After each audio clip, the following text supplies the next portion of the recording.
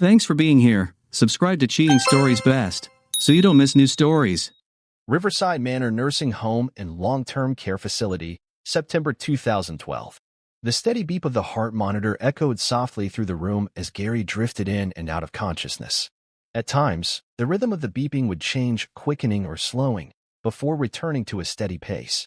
Gary was aware, at least in brief moments, that his two sons, Joshua and Jacob, were there beside him, accompanied by their wives. Nearby, Gary's two grandsons, Tim and Jeff, Joshua's sons, sat quietly in a large chair just behind their parents. To Gary's left sat his younger brother Jack. He had been keeping a quiet vigil, occasionally reading from a book as the hours passed. Gary's health had declined quickly. At one point, there had been signs that treatment was helping, but things took a sudden turn for the worse the day before. It was around midday.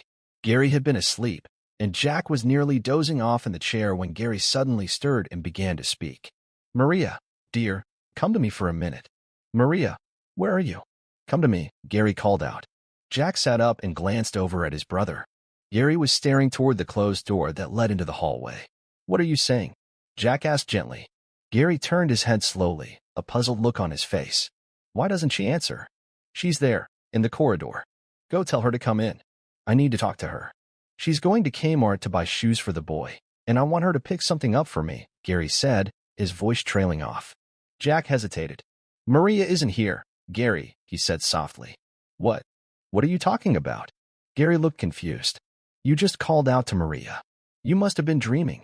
"No, I think you are the one dreaming," Gary replied, though his tone was uncertain. After a few more minutes of quiet conversation that led nowhere, Jack returned to his book. He soon heard the steady rhythm of Gary's breathing and realized that his brother had fallen asleep again. Time passed, but then Gary's breathing became strained. The beeping from the heart monitor grew irregular again. Jack pressed the button to call the nurse. When the nurse arrived and checked Gary's vital signs, her expression changed. Without a word, she left the room and returned quickly with a doctor. Jack stood up and quietly excused himself, saying he would go to the dining room to get a snack, hoping to give the staff space to work. While in the dining area, Jack called his wife and told her he would be staying the night. He also asked her to get in touch with Gary's sons and encourage them to come right away. When Jack returned to the room, the two nurses were still present. He noticed that Gary had been given additional intravenous strips. Gary appeared awake, but he was struggling to keep his eyes open. Jack approached him and asked gently, "How are you feeling now? Any better?" Gary did not respond. He stared ahead blankly, unblinking. "I don't think he can hear you," one of the nurses said softly. "Are you his only family member?" "No," Jack replied. "I've already called his children. They're on their way." The nurse gave Jack a sad look. "I'm very sorry," she said quietly. At that moment, the doctor returned. "You are Mr. Arthur's brother, correct?" he asked. "Yes," Jack answered. The doctor began to explain the situation, but Jack gently interrupted him. "You don't need to give me a lot of medical terminology. Just tell me, how long does he have?" The doctor nodded. "A day or two, possibly less. Maybe slightly more, but not likely. We are doing everything we can to make sure he is as comfortable as possible." "I am truly sorry, Mr. Arthur." Jack turned to look at his brother. He had known this day would come eventually, but he had hoped it would be later. "Gary made it clear," Jack said quietly, more to himself than to anyone else. He did not want to be kept alive by artificial means. He sat beside his brother and bowed his head in prayer, asking God to give Gary peace in his final hours. Gary's sons had not yet arrived when, suddenly, in the early evening, Gary became more alert. He turned to Jack and spoke with surprising clarity and enthusiasm. He smiled and said how much he was looking forward to going fishing once he felt better. But the moment was brief. Within minutes, Gary slipped back into a deep sleep. Jack, still by his side, eventually dozed off in the reclining chair next to his brother's bed. The chair was surprisingly comfortable, and the room had grown quiet. In the middle of the night, Jack awoke to the sound of Gary talking. At first, he thought Gary was simply dreaming, but as he listened, it became clear that Gary was speaking as though someone were actually in the room with him. His tone was tender, loving, even, and Jack could not help but smile. It sounded like Gary was expressing affection to someone he cared deeply about. Then Gary's breathing became heavy. Jack immediately sat up, ready to call the nurse, but paused when he noticed Gary's hands gently lifting and moving in the air, as though he were reaching out to someone who was not there. Jack realized Gary was lost in a vivid dream. The name he spoke confirmed it. "I love you, Maria," Gary whispered. Jack froze. He did not know whether to laugh or cry. He knew how much Gary had loved Maria, how deeply that love had shaped him. But he also knew what Maria had done to Gary, and to so many others. Jack had once seen a brief moment from one of the films Maria had appeared in, something late at night, with scenes that were meant to be provocative. The moment had filled him with rage. He had turned it off, unable to watch. Before that, he had refused to believe it. He had thought it was simply someone who looked like her. All the years Maria had been married to Gary, Jack had treated her with respect. She had been a friend to his wife. But now, thinking of how things had unfolded, he wondered, what happened to her? What made her take the path she did? The question still hurt. Early the next morning, Joshua and Jacob arrived with their wives. Joshua also brought his 2 young sons. Gary seemed unusually lively.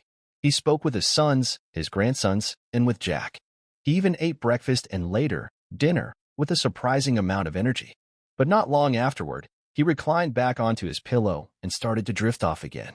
Shortly after 1 o'clock in the afternoon, Gary sat up slightly and looked toward the closed door, just as he had the day before. "Maria," he said, then turned to Joshua and Jacob. "Go tell your mother to come here. I need to talk to her. Hurry up. I have to get ready for work." The boys' young sons were too young to understand, but the adults in the room struggled to contain their emotions. Gary looked toward the door once more. "I have to go, Maria. See you later." "I love you," he said softly. He closed his eyes and leaned back onto the pillow. The heart monitor let out a steady tone. Gary had passed away. Jack leaned over and gently kissed his brother's forehead. He then reached over and turned off the monitor. After a few silent moments, he looked around at the others in the room and said, "I'll go get the nurse. I'll give you all a few minutes alone." Jack stepped out into the hallway, his head bowed, his thoughts heavy. He turned to walk a few steps to the left when he suddenly had the unsettling feeling that someone was standing directly in front of him. Snapped out of his thoughts, he looked up and froze. "Sorry, the woman started to say." Jack stared in disbelief. For several seconds, he could not speak. "It can't be. That's impossible," he thought. Did Gary somehow know she was here? But how? A chill crept down his spine. "Hello, Maria," he said at last. There was a pause. Maria then introduced the man beside her. "This is my husband, Jace Ballard," she said. Then she asked, "Is your mother here? And what about Gary? How is he? Is he married again?" Jack could barely believe what he was hearing. Has she really been out of touch for this long? "Maria," he replied carefully, "you have clearly been out of touch with the family for quite a while." "I would like to see Gary," she said. "There's something I need to tell him." Jack raised his hand gently to stop her and gestured for her to follow him. His mind raced. How am I going to explain all of this? This is so strange, he thought. He walked down the hallway and stopped 3 doors away from where they had been standing. "Please wait here in the corridor," he said. Then he stepped inside the room.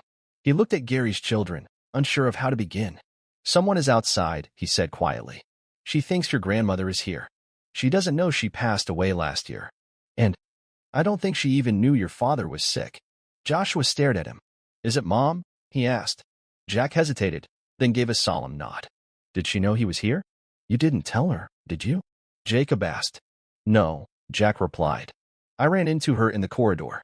She said that she and her husband were in town on business. I thought her husband was some kind of CEO or something. Did she leave him too? Is she married to the doctor now?" Joshua asked bitterly. "All I know," Jack said, "is that she's standing right outside this door. She said she wanted to speak with your father. She does not even realize that it is not your grandmother lying on this bed." "Let her in," Jacob said. "Let her see what she did to him." "Are you sure you are ready for that?" "I do not want a scene," Jack cautioned. Gary's sons exchanged glances and then looked at Jack. Joshua gave a firm nod. "Okay. Let her in," he said. Jack stepped out into the hallway to speak with Maria. "I spoke to everyone inside," he began gently, "and they agreed you could come in. But there's something I have to explain first." He opened the door and slowly began telling Maria what had happened over the past 2 decades. As he spoke, he watched her face closely, but she did not seem to be fully listening. Her eyes moved around the room, scanning it, searching. She looked at the 2 young men, recognizing something familiar in them. Jack realized she was looking for Gary. When he finished explaining everything, his final words were quiet and solemn. "We lost Ma last year, and Gary about 15 minutes ago." Those words seemed to finally reach her.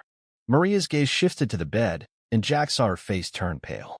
She stumbled forward, crying out, "No, no, no," before collapsing onto the bed and grabbing Gary's still form.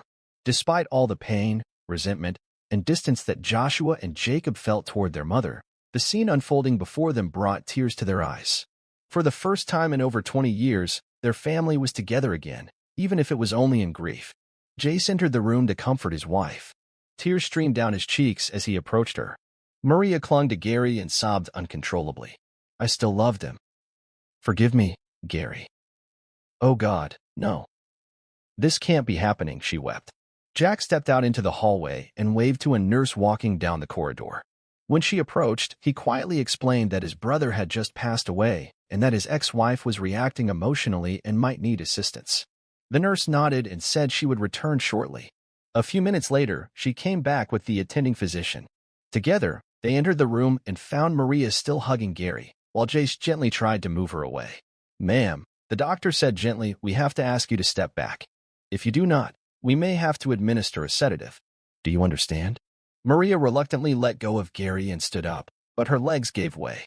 The doctor and Jace managed to catch her before she fell and guided her into a chair.